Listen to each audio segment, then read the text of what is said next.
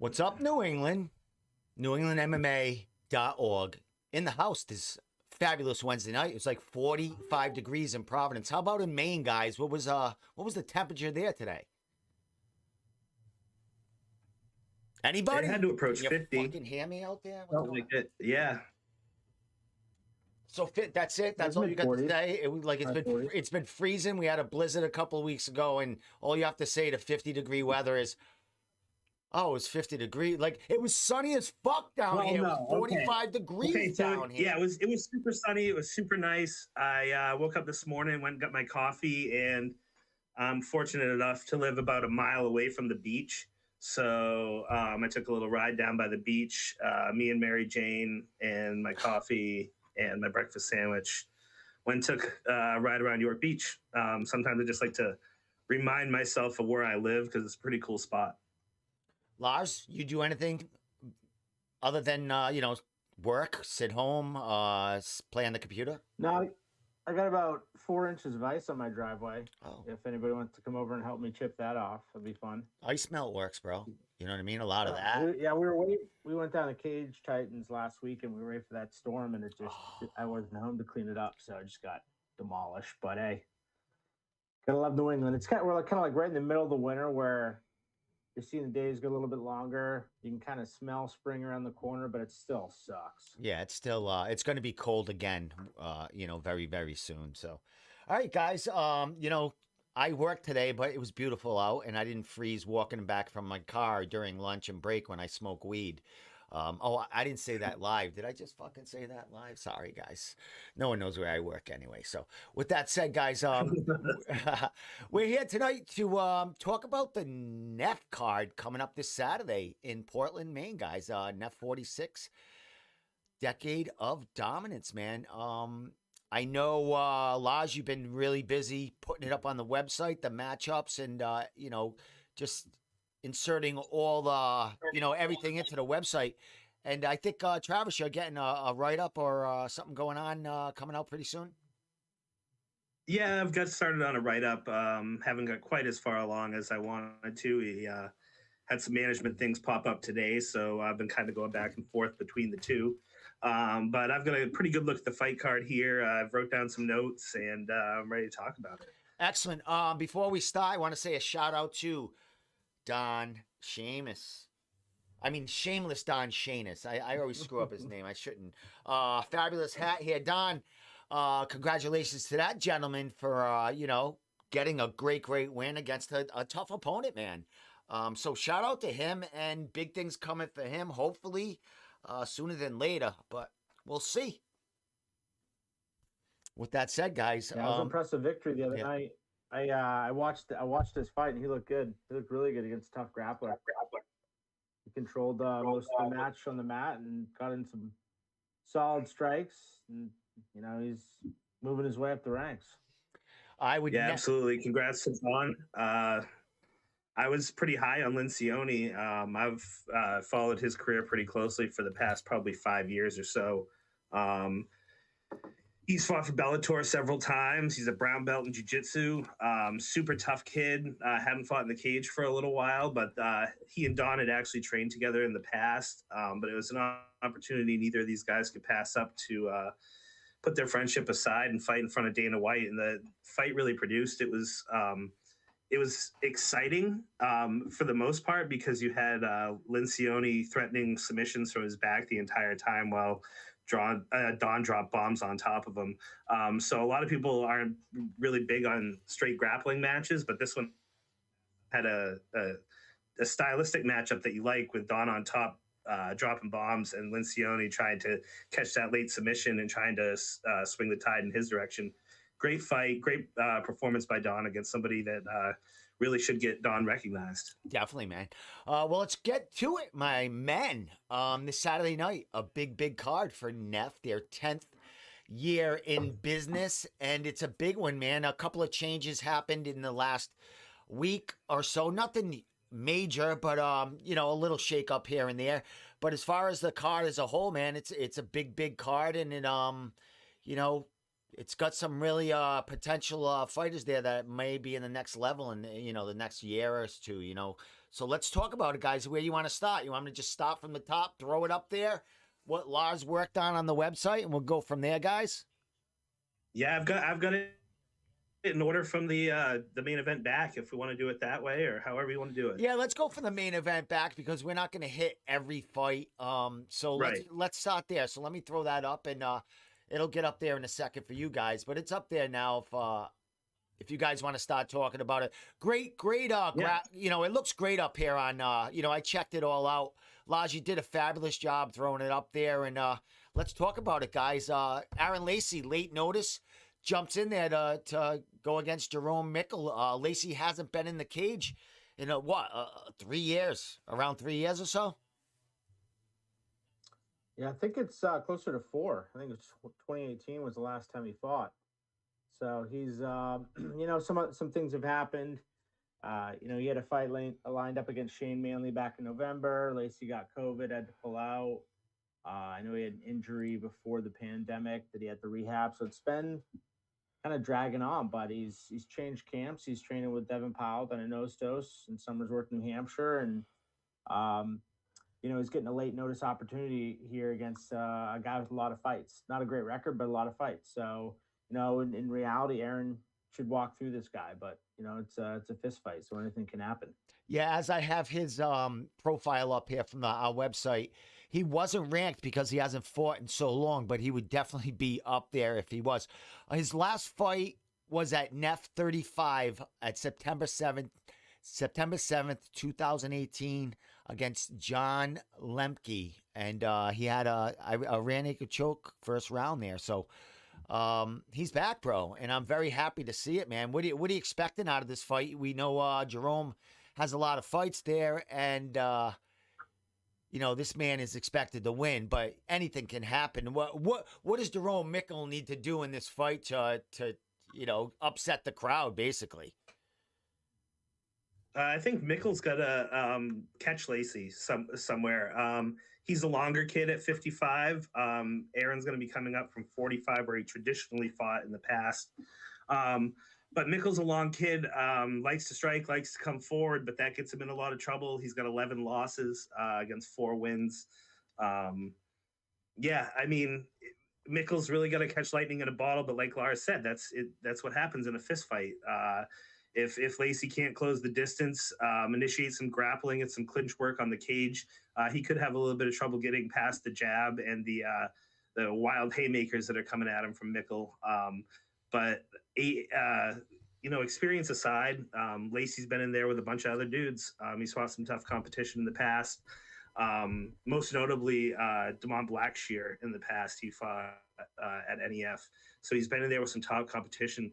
If he doesn't walk through this guy, it might raise some questions in my book. But I see Aaron getting past Jerome pretty quickly. Don't know if it goes second round, but I'm going to take Lacy by submission. There you go. What about you, Lars? What's your take on this bout and Aaron coming back after 4 years? Yeah, exactly what Travis said. If I was a betting man, I'd put a lot of money on Aaron Lacy to win this fight.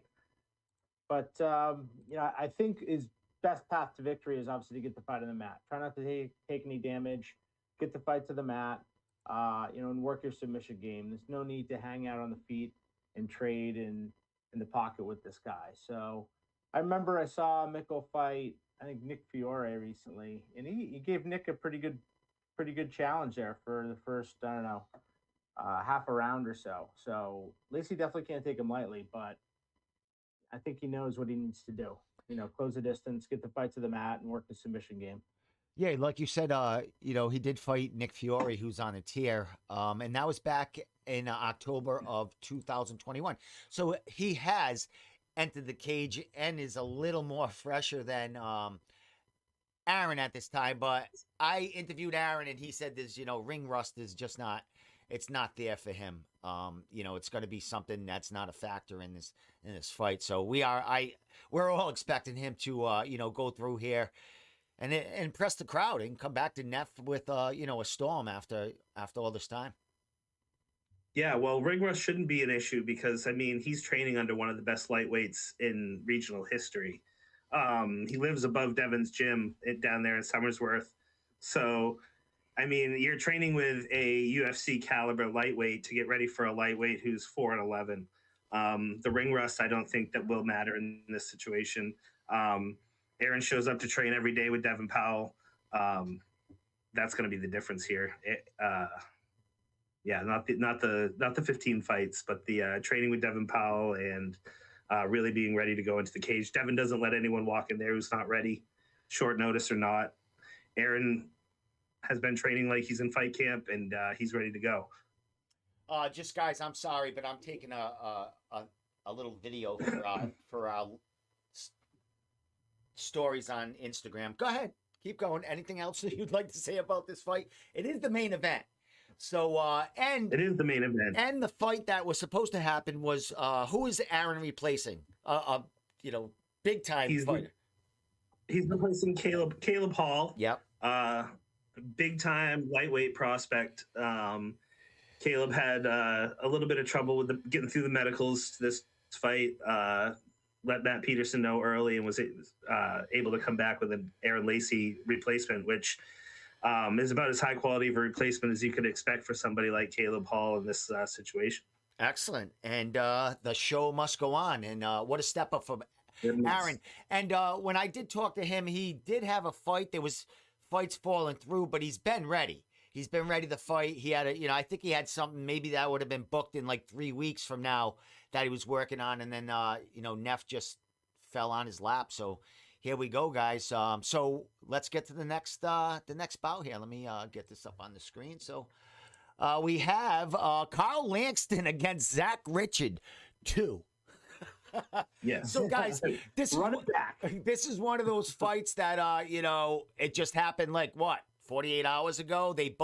Carl lost his opponent maybe last week, a week before that, and Zach, we don't know exactly the time frame, but it seemed like a couple of days ago that's when the fight was announced. Let's talk about this number 2 here. Yeah, I can talk about this one for a little bit. Go ahead there, Travis. Yeah, it's kind of it's an interesting situation here. Carl Langston was told probably a week and a half ago that Sean Ray had to pull out of his fight for some medical issues. And Carl Langston, as far as he was concerned, was off the card. Now, later on, we get Zach's opponent falling out. So both of these guys were supposed to be fighting at different weights. Zach was supposed to be fighting at 140 pounds. Carl was supposed to be fighting at 155 pounds, but both of them are traditional featherweights. So when each of the opponents, one another's opponent fell out, it was easy to come up with a featherweight matchup that made sense. But the only problem is these guys have fought last time out. So it saves the spot on the card. It gets both of these guys some action. Doesn't waste a fight camp. But Zach made pretty easy work of Carl the first time. Carl's 0-6.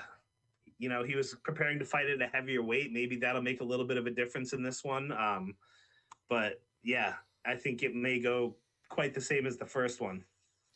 Yeah, exactly. And, my thoughts exactly on that. How about you, Lars? Is there any, I'd like to talk about the fight more, but, just the outcome of the last fight was pretty easy for Zach, so anything you got to add about that, Lars? Not really. I mean, I think it's going to be same game plan and same execution as the first fight back in November. It's too bad, this is how they got to start their, Zach has to start his pro career. But I think, if I'm not mistaken, didn't Nick Fiore start his pro career by beating Jay Ellis twice in a row? I know he fought Jay Ellis twice. Twice. I don't know if it was twice in a row. So like 6 degrees of separation with Jay Ellis. You could probably get to anybody in the MMA world. But yeah, I think that just thought that was kind of funny. But yeah, I mean, I think Zach gets him to the mat, overwhelms him with his heavy top pressure, beats him up a little bit. Ref jumps in, and they go on their way. So and that's the ball game right there with that. So I mean, Zach will be 2-0 unless something catastrophic happens in that fight. But you know, when I interviewed Zach about that fight, he did trip up the stairs and fuck his shin up. He said that was the worst injury of the fight he got, was the worst, you know, marks from the fight was when he tripped up the stairs. Walking out, he tripped up the stairs. Yeah, so you know, shit could happen to the kid. You know what I mean? He isn't like the graceful of fellas, I guess. You know what I mean? Well, hey, I mean, I got to give Carl some credit here. Carl's been around, and he's always one of those guys that looks very athletic in the cage, but it just doesn't translate to doing damage and defeating his opponents. He's a super athletic kid. He throws some pretty technical strikes and things like that, but he's just never found anyone whose game that works against. I mean, it's pretty simple to close the distance on Carl, take him down, put him up against the fence, not let him use any of his length and stuff that he likes to do at striking range. I mean, if we could see that against somebody willing to stand and strike with Carl, it might be a different story, but the book is out on him. Take him down, pound him out, and that's what Zach Richard does best. So, and you know, it isn't like Carl has laid down in every fight he's fought. I mean, like you said, he's had a ton of fights. It's just some haven't gone his way. I mean, I've seen him in decision fights that he did, you know, great against, you know, opponents that are pretty, you know, they're actually ranked. You know what I mean? So he's not afraid to fight anyone. He wants to get in there. It's just, I don't know, you know, what does someone like that need to get over the hump and get a win? What does he need to fight a Rob Fuller? Or, I mean, like, what do you need in that?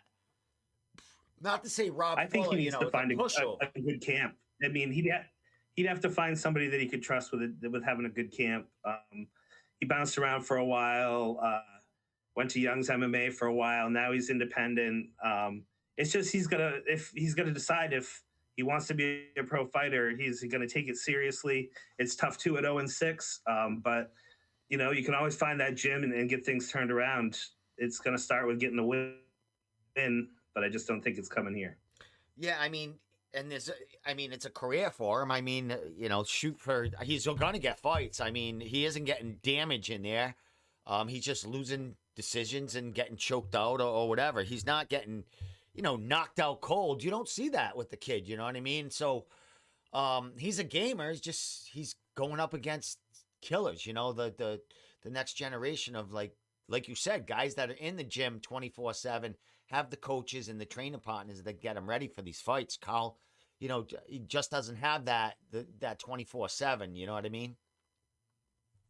Yeah. All right, let's get to the next. Where are we next? Glory Watson against Allie Beth.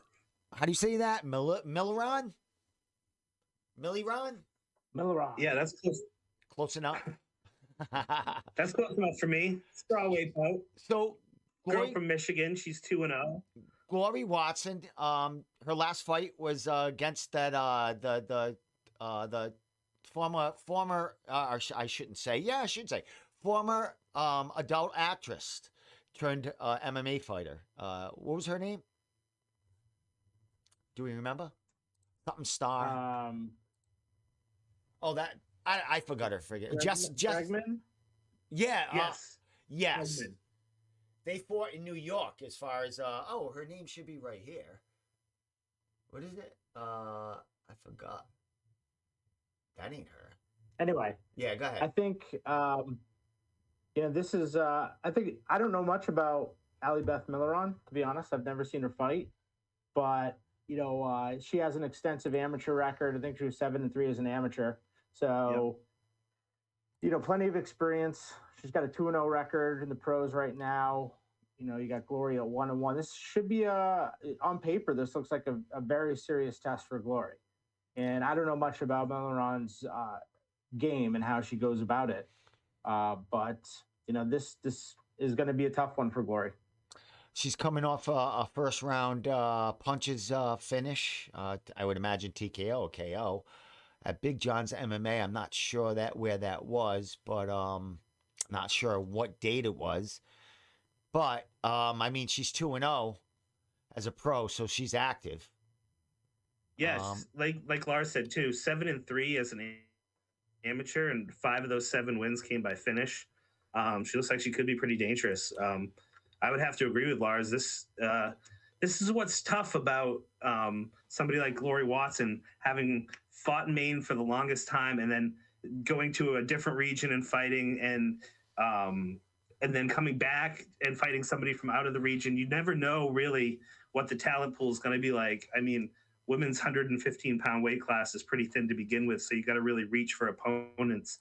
But this girl looks good on paper. We saw this kind of matchup, I believe, last weekend at Cage Titans, but in the amateur ranks, we had Aaron Johnson, who everyone was super high on, i.e. Glory Watson. And then we had this other girl, Anna Crutchfield, who no one really knew a whole lot about. She was 1 and 2. But if you really look and dig into these people and look at their wins and look who they've fought for and stuff like that, this can be tougher than it looks on paper. 2-0, 2 knockouts. She's from Michigan. Michigan has a really good regional MMA scene, believe it or not. They have 3 or 4 promotions going on up there in Michigan. So she has the ability to have tested herself. 10 fights as an amateur is a lot of fights for a girl. Like Lars said, this could be a tough test for Glory Watson. Should tell us a lot about where her career is going and her trajectory as a prospect moving forward. You know what I think is interesting? Looking at her experience, she debuted in amateur MMA in 2009. It's like 13 years ago. She's been, doing this for quite a while. But she hasn't fought since 2018. So Glory definitely is going to be the, most recently experienced fighter. She's been in the cage a few times over the past 6 months, where Allie, Beth here hasn't fought in over 3 years. So it's we'll see if that plays a factor, if there's some ring rust there. And we can't forget that Glory did fight Hilary Rose in a Muay Thai kickboxing match, where that's not an easy task, and she did very well in that fight. And it was a great women's matchup there that we got to witness cage side, man. So Glory's got the hands, and she's definitely got the ground game and the grit and the gas tank. I mean, she's just watching her just spar and get her rounds in. She looks like a well-rounded young lady there. I mean, she's a young girl. She's just going to keep learning and learning. Yeah, she's a brawler. I've always been impressed with how she constantly moves forward, transitions really well from striking to grappling, knows what she's doing in just about any position that she gets herself in the cage. But she's just really got that bulldog mentality where if she's bringing it to her opponent, it's harder for her opponent to bring it to her. I feel like she's always moving forward, always progressing towards a finish. Sometimes she gets caught. You can't really help it with that kind of aggressiveness. You just got to keep training for it and make sure you're abreast of all these situations when you're headed to the cage. I just tried to, how do you get out of that?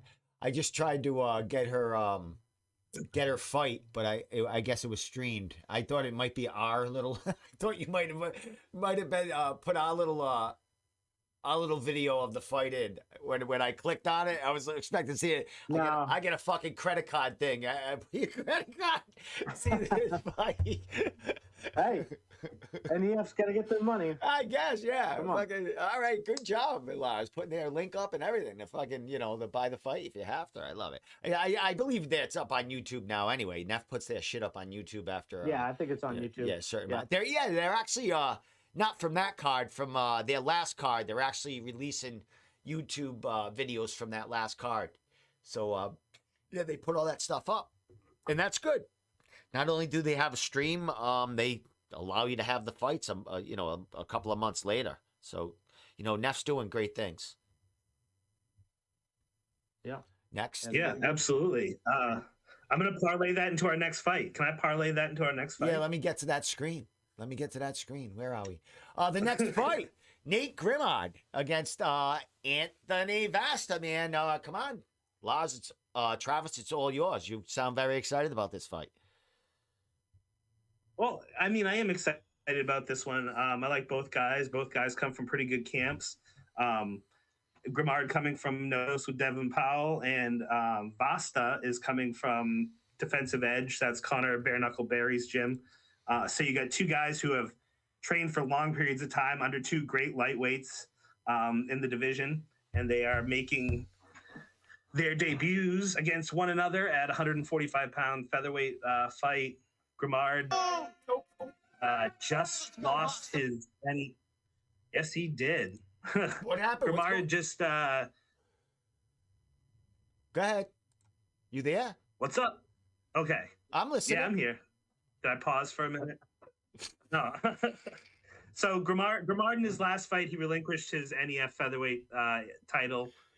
Makes him 4-1 as a amateur. Decides to go pro. You get a guy like Vasta. Vasta hasn't quite got the amateur record that Grimard does, but it makes sense to see these two guys paths cross, given their background, their coaches, and where they like to fight. This could be a good one.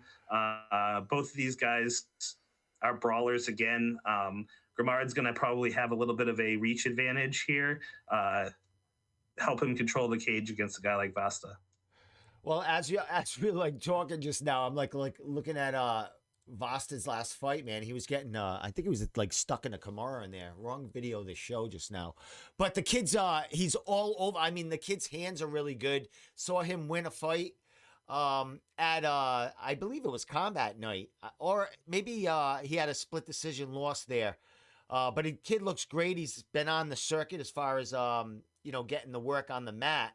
And we know Grimard is really good wrestler, and he loves the fucking grapple if he has to, and he'll grind you out. So this looks like a really good matchup. Even though Nate's got so much more experience than Vasta. What's your thought on that? As far as what's Vasta need to do here? Use that length, that distance, and I would imagine keep it standing, right? Yeah, I mean, so this is a tough matchup in my opinion when it comes to, from Vasta's perspective. Grimard has looked really good. He started his amateur career 4-0, and then he ran into Billy Wilson at the last NEF show. They brought Billy Wilson in from out of town, from Jackson Wink, and that was a big step up in competition for Grimard. But he looked pretty good. It was a grinding affair and went to a decision, and Billy Wilson won pretty convincingly. But Grimard definitely held his own in there. But he's definitely someone to keep your eye out and on. And he's training with Devin Pyle. He was the number 2 ranked amateur in our rankings, and now that he's moving up to the pro ranks, let's see if he can make a statement there. Now, I think I've seen Vasta fight once or twice. I kind of remember him being like a longer, rangier striker type of fighter. Grimard, he showed that he's a grinder and he likes to get the fight to the mat and really take it to his opponent and break their will. So I suspect probably a similar game plan, that Zach Richard will have, that Nate Grimard will have come Saturday night. Excellent. And Lars, as you were talking, I had Nate's fight, his fight with Billy Wilson, some of it playing there. And, I did interview Nate, and he talked about there was adjustments he made in that fight. He did have like a couple of spots there. He had Billy in a guillotine in a couple of spots there, a mounted one for a second there. He just got reversed. And he told me about that he just, he had some moments that he just had to make adjustments in this training camp so stuff like that doesn't happen again.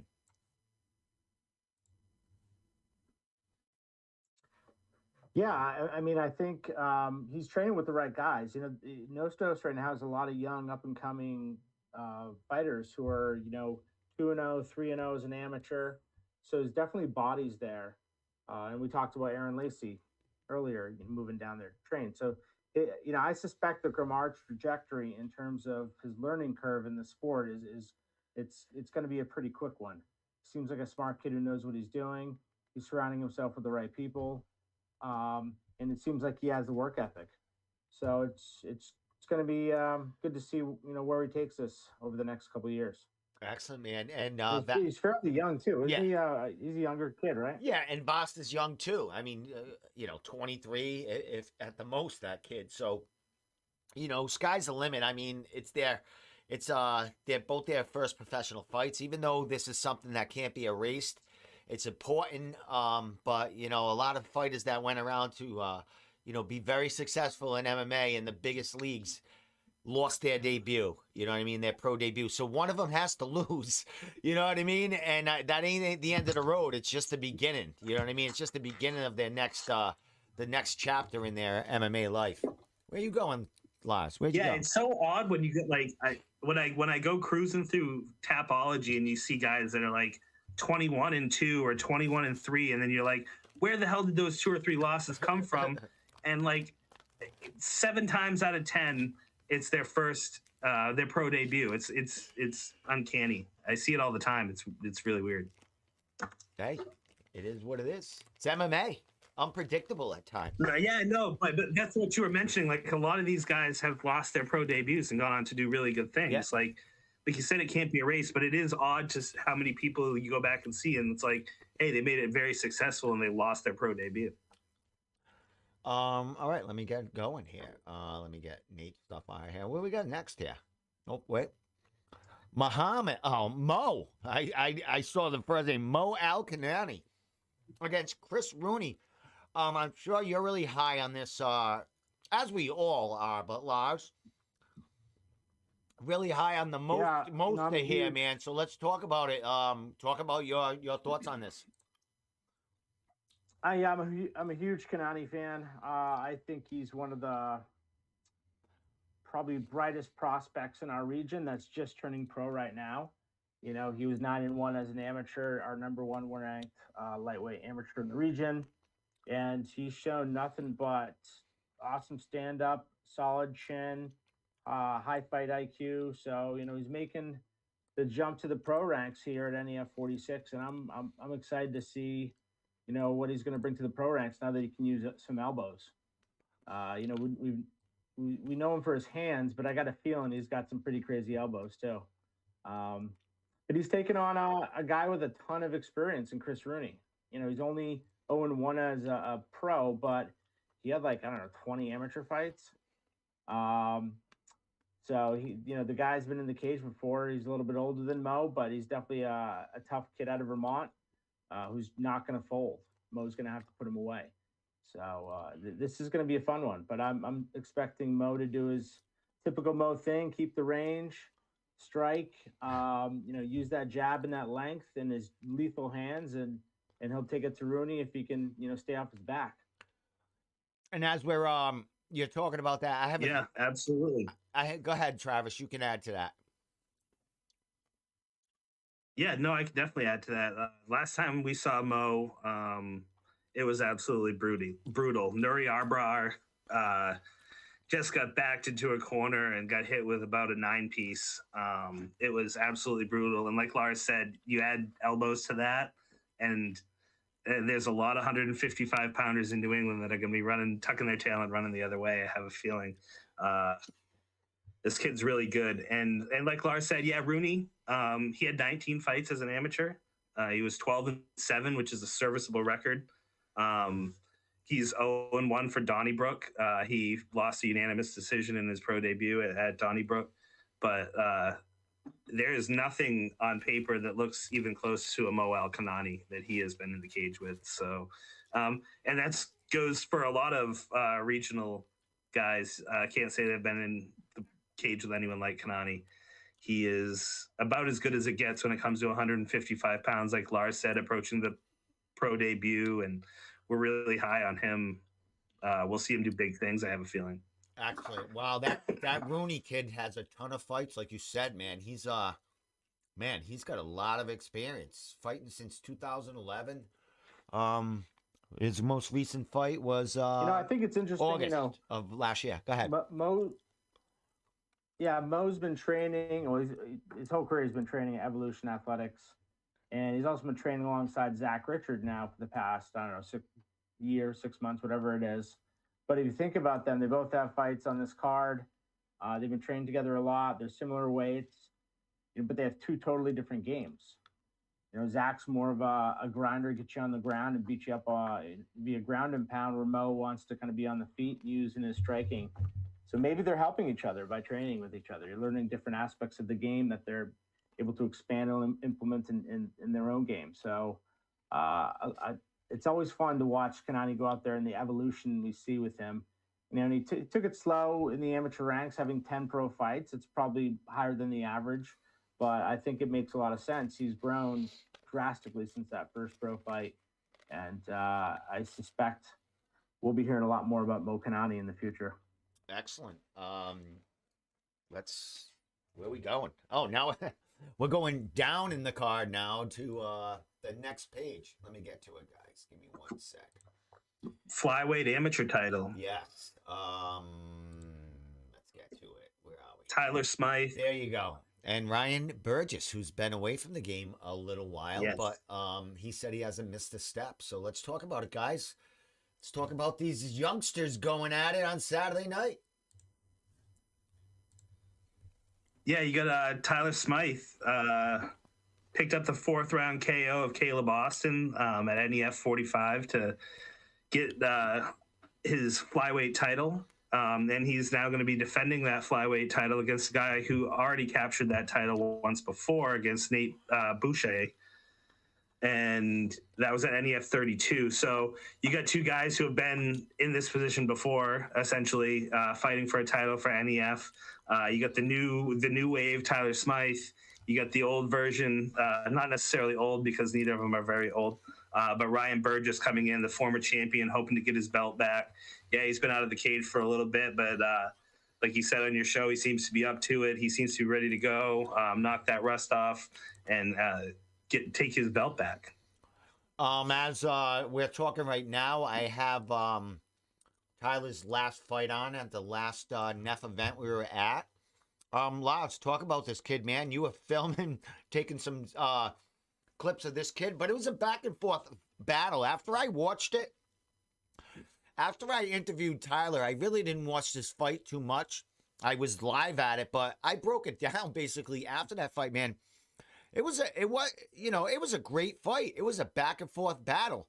As we're looking right now, you know, Tyler had his back taken at moments in that fight, so it showed a lot of adversity, and he came back strong to just take it over in that fight. Yeah, it showed perseverance, heart, determination. That was definitely a grinding, more of a grappling, wrestling type of match. But it seemed like, I think it was the 4th round or 5th round, he finished Austin. Seemed like Smythe's cardio was there, and he eventually broke Austin, and he got him like belly down, arm trapped triangle or something, and just started raining down punches where, Austin couldn't defend himself. He only had one arm, and that wasn't going to do much. So, Smythe is another one of those evolution athletic guys. So, he's coming in here, rolling in here with his teammates on a big night. And, he's been impressive. You can tell he's a little grinder. I haven't seen much of his striking game yet, but maybe we'll see some of that this weekend. Ryan Burgess, over a 4-year layoff, was looking at his resume.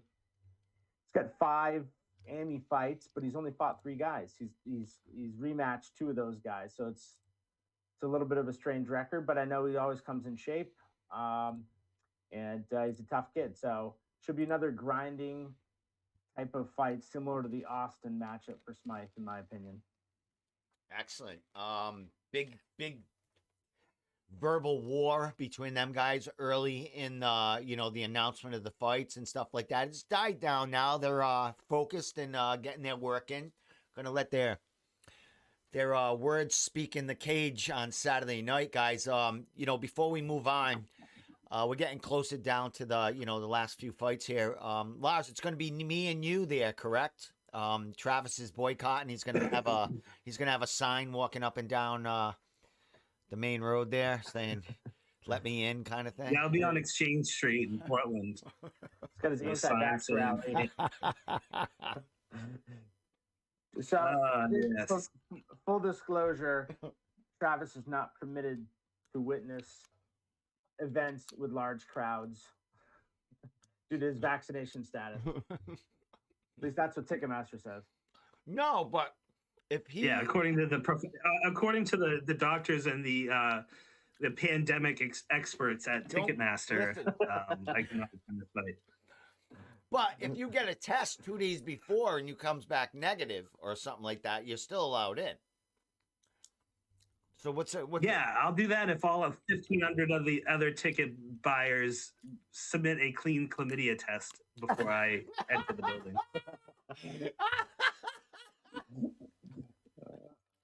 All right, with that said, That is the Aura nightclub in the Old Port, downtown Portland, Maine. so just don't put your hand on the railings, people, when you get in there. So Lars, it's gonna be me and you there, and I think Chelsea will be there. Maybe I'm not sure she's gonna be helping out, doing some stuff for New England MMA. But you and I are gonna do a little pre-show before the event, breakdown. You know, because there's gonna be weigh-ins. Things can happen, you know, between now and Saturday. So we're gonna have talk for about 20 minutes before the show starts. Talk about if any changes happen. Let the people know that we're there and what it's looking like.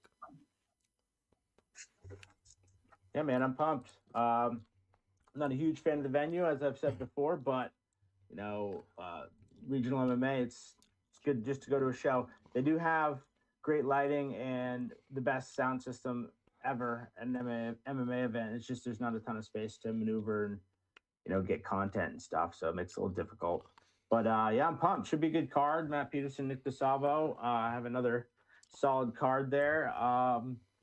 And I think we're figuring out if Chelsea or Brendan's going to be there. We're trying to work that out as we speak. But we're definitely going to be doing that pre-show. I think Mike Shorey's going down too. We got him a hotel room, and Matt's donating some tickets. So Mike Shorey's bringing his son Mikey.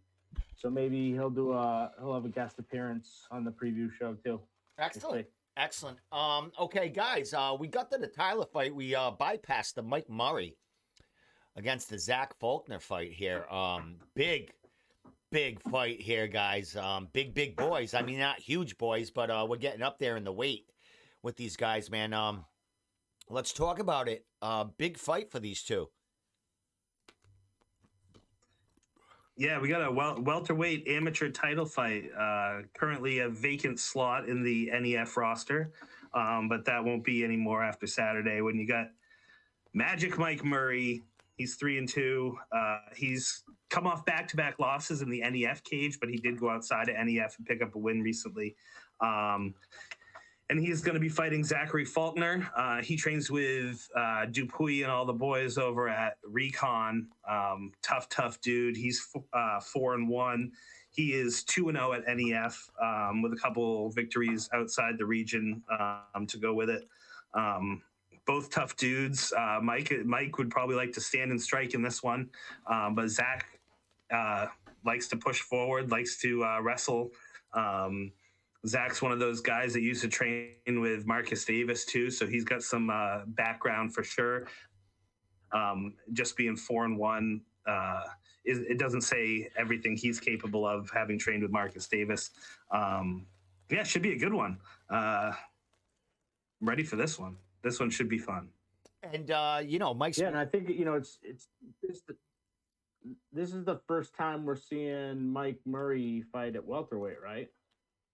So yeah, his last fight at NEF, he lost to Zach Richard for the lightweight title, and now he's going for we've seen him fight at 45, 55, and now 70, I believe.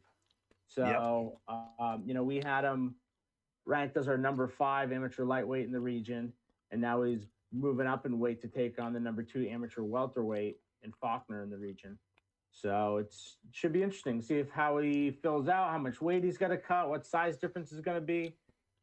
And they obviously have a little bit varying styles, but there should be a high-level amateur welterweight contest that probably be high volumed, a lot of intensity, and I'm excited to see this one. Excellent. I happen to speak to both of them. Fine young gentlemen, fine young kids. Mike's in the military. I think he might be leaving it now, or he's done his duty. But he's I'm not sure where he's living, but it's very warm there. He was in the Pacific Northwest for a while. I think he may still be out on the West Coast somewhere. But yeah, I think he's transitioning out of the military. I think he was had done his duty, like you said, was in the midst of retirement or something along those lines. Yeah, good for him, man. Great fight. And like you said, Lars will be interested to see, how he handles himself at the welterweight division. Yeah, he's always been long and lanky at the 45 and the 55-pound divisions. It would be nice to see him fill out that frame. I think he's at least 6 feet tall, maybe 6'1" even, to fill out that frame, to go with his athleticism and the way he strikes and things like that. It could be better for him because the only thing he's really had trouble with is takedown defense. And I would think putting a little bit more weight behind him would help him keep himself on his feet. Excellent, my man. Let me get to the next fight here. We're getting down to the last 3 fights on the card here, guys. Mike Joliker. He is from Walter Cotito's gym, correct? Am I right with that? Or is Will Smith from there? Mike Joliker's from KTA in Nashua. And I think we saw him fight in Combat Zone in a kickboxing match. Yeah, he looked really good. Really good.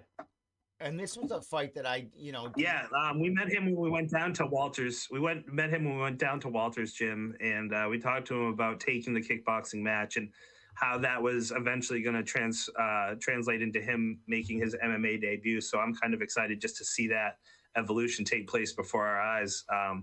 Looked really nice in the stand-up at Combat Zone. Let's see if he can put it all together and take down Will Smith at featherweight. Excellent. And this is not the Will Smith we normally see on the New England scene. Yeah, when I seen that, I was like, this is also not the one from West Philadelphia. Yeah, the French Prince. Fucking French Prince over here. This is, I think, independent Will Smith from Maine. And as we know, I think you're right.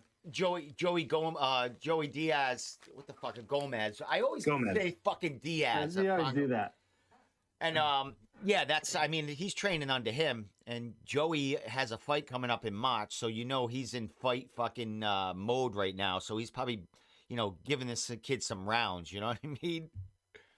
Yeah, for sure. It'd be nice. Definitely. Well, He's definitely got solid training partners. I'm sure we'll see Joey at NEF also on Saturday, who will be probably cornering him, right? Yeah, I'd assume so. Yeah, him and Walter worked the corners together, so we'll see. Well, guys, couple more fights here. All debuts, all O's, zeros, all over the board here. Quinn Poirier. Hey, let me let's pick and choose a few here as we run up against. What about let's talk about one fight I have circled on the undercard is Jeff Reynolds versus David Mccarty. I didn't see that. Yep. I missed that. At middleweight. Yep. It's further down. There's more fights. You have to load another page on our site. I think it's 3 pages. Jesus Christ. What time is it? It's a big card, man. Yeah. Jeff Reynolds, we have him ranked as our number 6 amateur middleweight. We have David Mccarty ranked as the 3rd light heavyweight. Mccarty we've only seen once, but he was very impressive. I think he fought his last fight at 205. That's why he's ranked there. But he submitted his opponent quickly. He's fighting out of Titan Athletics in Bangor. Jeff Reynolds, we've seen around the block, also training at KTA. Jeff is a really high-level amateur middleweight. McCarty, I think, has more question marks since we've only seen him once, although he did look very impressive. But these will be, Reynolds will definitely have the height advantage and reach advantage. But, McCarty's built like a fire hydrant. So, this should be interesting. I think Reynolds is going to want to keep this standing and use his range, while McCarty's going to want to get inside and use his jiu-jitsu. Yeah, no, I kind of agree with this one. The fire hydrant comment is spot on. But like you said, Jeff Reynolds has some experience here. He's fought some dudes. He fought Judiafor Joku and Spencer Payne. Those are his 2 losses. They're like the 2 best middleweights amateurs in the region. So he's been tested. This other guy, Mccarty, yeah, he's been tested. It's looking at a picture of him, you kind of wonder how he's going to make it from 205 to 85. Apparently, it's in the plan, so they must be doing that. But looks like it would be a tough cut for a guy his size. Yeah, I got some. He's a big boy. Jesus. Yeah, thick. Yes, thick dude. Thick as a you brick. got that neck. This is out like this. Yeah, I think it could be a tough cut, but we'll see what he's like at 85. Yeah. Oh, I got him. I don't know what fight this is, but he just slammed a guy right on his fucking. Just slammed him really nice. Not sure what NEF that. Yeah, I think. Good. I have one other guy. I have another guy I want to mention. K. Baltazar. He's fighting out of Devon's gym. Looks like a really athletic kid. He's fighting Quinn Porter at flyweight. Pretty excited about that one. I really want to see what he has to bring to the table. And then a couple guys that always look good but never really translates to wins. I have a couple of those on here too. Ryan Savage. He's looked like really good like for the first 2 minutes of all three of his fights. He's looked like a savage. Yeah, exactly. For the first 2 of the 3 minutes of his fights, and then he gets caught. He's from First Class MMA. He's 0-3, looking for a win here. And also another guy who lost his debut, came back and got a win last time out is Cody Kilton, another guy from First Class MMA, John Rayo's gym. Another guy who always shows up to bang.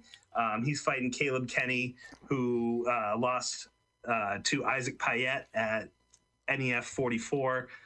Good matchup. I like Cody in this one. Couple guys that I'm really pulling for to get some more wins on their record or their first win on their record. Hey, Lars, nice picture there for John Hassan right there. Nice. Like it. You like that? Yeah, he looks really good in that picture. Thank you. So as you were speaking, Cody Kilton, we were right cage side for that fight. And he went to town in that fight real quick. First round ground and pound KO at Cam Hoyt at NEF 44 looked really, really good. Yeah, so I'm excited to see what he's got in his arsenal on this one, man, because that was a quick fight, and he just looked dominating in that fight. So good for him. Yep. And all right, so wait, what was the all right? So I think there's like one like the other fights. There was like four. So there was Ben Grady. He's 2-0. He trains from Evolution out of Evolution as well. 2-0. He fought outside of the region at Art of Scrap 4, picked up a first round KO. He's also knocked out John Assam. He's going to be fighting the BAMF, badass motherfucker, Brandon Millett Fevens. He is stepping up from 45 to 55 to face Ben Grady. I don't know why he would go up and wait to fight Ben Grady because Grady's on a tear. He's a big lightweight, and Fevens isn't the biggest of featherweights. So Fevens also lost to Grimard, who we mentioned earlier. That was the title fight that got Nate the Strap there. So I think that's probably the only fight that we missed. But yeah, another good one. Another crossroads here. Young 2-0 undefeated guy against a guy who's kind of been through the ringer and could offer a challenge, but is a good litmus test for Grady's career. Excellent. Well, guys, that's basically the card there, man. As far as a whole, what are you thinking about this card? One thing I always have to mention, at least they have one woman's fight on here. We got to get more of those in some way. I mean, there's got to be a push to get that going somehow. I mean, there's got to be some way to get more women involved in getting the fights, or some way to match them up that they're not, it's going to be something that makes them drawn to it. What's the issue there before we get, what do you think needs to happen to get more women into that cage in the New England area, Lars? It's one of those things. It's weird because I felt like we had a pretty solid base of pro and women MMA fighters before the pandemic, but then once fights started happening again, it just doesn't seem like that's carried over. I think there's maybe, we're averaging one female fight card, maybe even less than that right now. So yeah, the talent pool has definitely dropped off just because of activity. Women aren't fighting as much as they were for some reason. Why? And I have no idea. Maybe there's not a good school that focuses on, multiple women training together. I think that can be an issue for them sometimes when, there's like one or two females who train at a certain gym, and they can't always get rounds with other females. But I don't have an answer. I don't have a crystal ball here. I hope there's a targeted focus to get more women involved, but we'll see. I think you're partially right there, Lars, for sure. With just who's in the training room, I feel like once the ease of the pandemic comes along, these girls will start cross training again. I think cross training might be the big thing because you could be 2-0 as an amateur, and the only other females at your gym have never fought, and you're ruling the mats against them, but there's really no other competition there to test yourself against. But once these girls can start cross training, headed down to Lozon's on Saturdays or something like that, when that becomes a little bit more popular and these restrictions ease up a little bit, I think that will help the women's divisions quite a bit for these girls to get outside their own gym, give them a little bit more of a sense of confidence against what else is out there, and then maybe get them to have more fights on cards. Nice, guys. Very nice.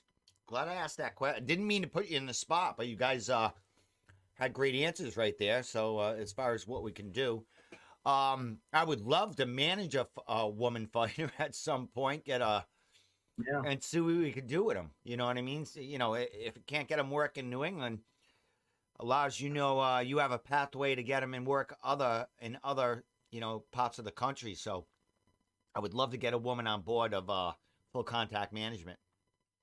Yeah, I agree wholeheartedly. Yeah, Travis has been saying that for a while, and I agree too. I think it's good in a lot of ways. It's just there really hasn't been an opportunity, or we're pretty fickle with who we select that we want to go after or try to bring onto the team under management. So we're not looking to bring in a flood of new fighters, but a woman is definitely one of our targeted demographics to bring in here. So hopefully something will come up. You never know. Excellent. Yeah, well, the last time my big prospect was Chelsea Tucker, and anytime I tried to make a pitch to her, it ended up just having her work for the website, which is great for everyone because we like having her around. But that was one of the pushes that we originally made, was maybe to manage her. Excellent. Well, guys, anything you'd like to add before we get going, man? Well, we went an hour. Perfect timing right there. Yeah, I just want to mention a couple things before we get off the air. Go ahead. Three former CES guys will be fighting this weekend at UFC 271 in Houston. You got Will Knight. He's 11-2. He's going to be fighting Maxim Grishin. We got Fabio Charant, who is 7-3, looking for his first win in the UFC. He's fighting Carlos Ulberg. And excuse me, former champion, former CES welterweight champion Jeremiah Wells. He's 9-2-1. He picked up a win in his UFC debut. He's fighting a 3-0 guy. All those guys competing this weekend. It's really cool to have three guys on the same card that have fought in the region or are from our region. I mean, it's happening more and more, the more the guys that make it mainstream here, but it's cool to see three on the same card. So I think that was worthy of mentioning. And I also wanted to mention, if I failed to do so, it would be stupid of me.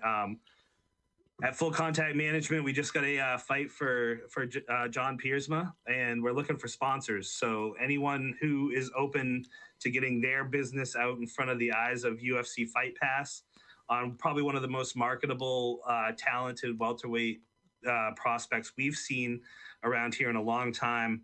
Piersma is going to be fighting March 17th down in Tampa, Florida. We cannot announce the opponent yet, but we know he's got that contract with CFFC. We're looking to right the last fight that we definitely went out and beat Vereen, but it didn't come out in our favor. But we're going to go back and get that fourth win, and it's on to the UFC after that. And as we know, as you people out there should know, that John's been doing crazy things on the jiu-jitsu mats.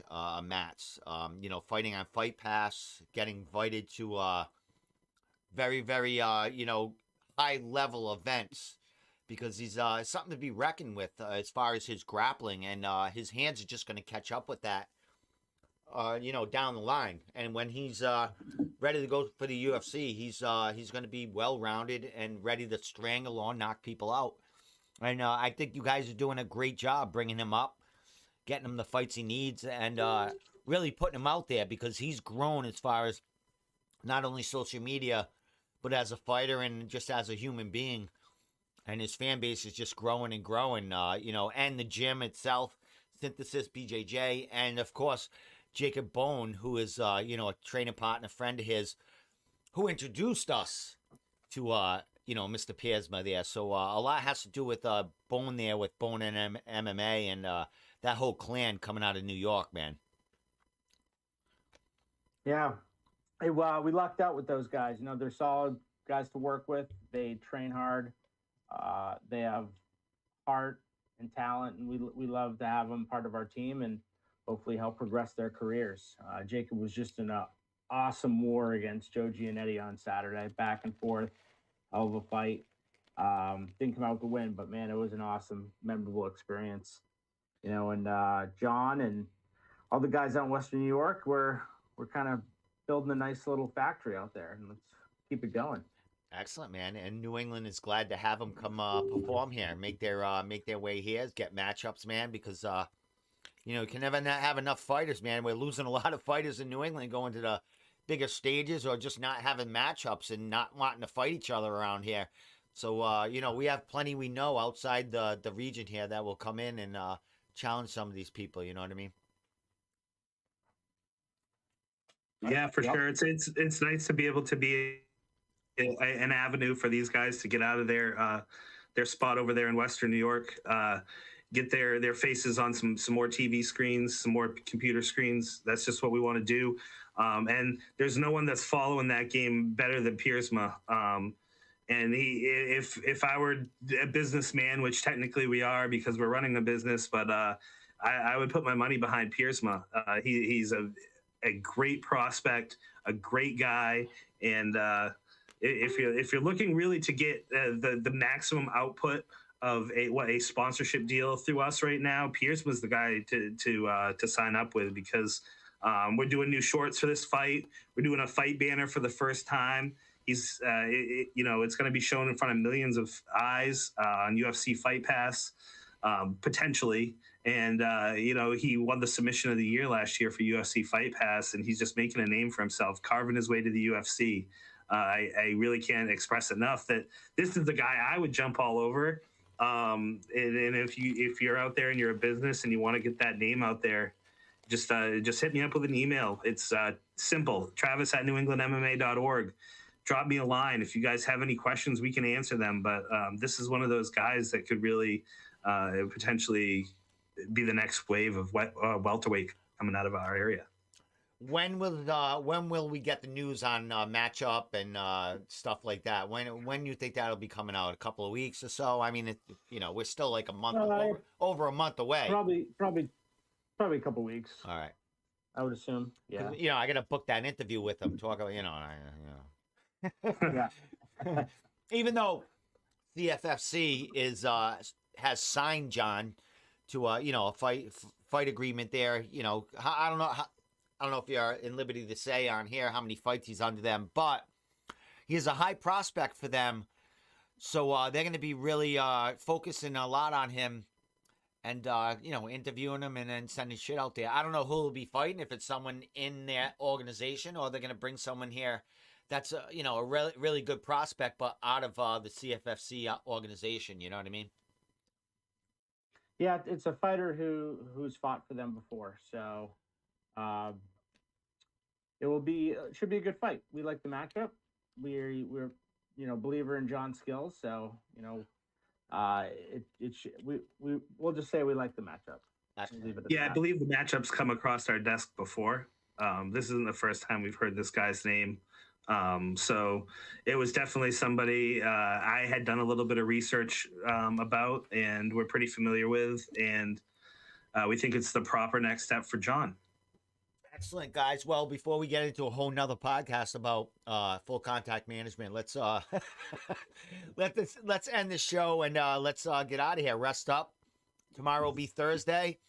Friday is NEF 46 weigh-ins, and NEF always has a live stream showing them. They do a great job with the weigh-ins, and then Saturday we have the fights. Lars and I will be there doing a pre-show, taking some clips, getting some post-fight interviews here and there. Can't say I'm going to be interviewing everyone there because it's just a lot of work, and I need to see the fights, man. I need to see what's going on out there. So Lars and I are going to be running around the place as far as getting shit done. And we should have, hopefully a live play-by-play, some sort. But, just tune into NewEnglandMMA.org Friday and Saturday for, all your, all your feeds, all your shit, all your news on NEF 46 on Saturday night. Hell yeah, brother. they're in good hands up there with you guys. Yeah, we got a full calendar coming up, man. We got a lot of shows going on in it. Started last weekend and continues this weekend. Should be fun. I can't wait, guys. All right, don't hang up on me. As always, I'm just gonna sign out of here, and we out. So thank you so much, people. Subscribe to our YouTube channel. If you have not, we have 926 subscribers to our YouTube channel. We need 76 more. Or 74 more to get to our goal of 1,000, and then we're hitting new heights, man. We're taking over the internet with 1,000 people on YouTube. Look out! All that means is that we can go live on YouTube from our toilet. Exactly. While we're shitting everything. All right, guys. Don't go anywhere.